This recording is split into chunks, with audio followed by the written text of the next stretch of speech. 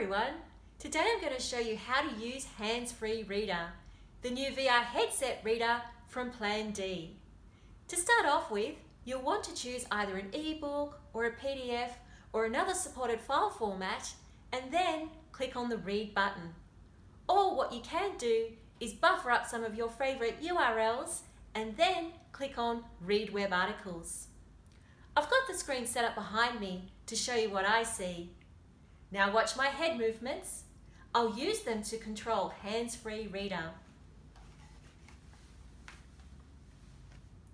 In order to start the text scrolling, you'll want to use the quick tilt head gesture.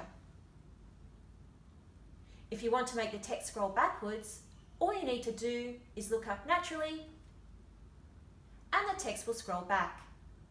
And finally, if you want to skip to the next web article, all you need to do is use the quick tilt head gesture as before, but this time hold the tilt.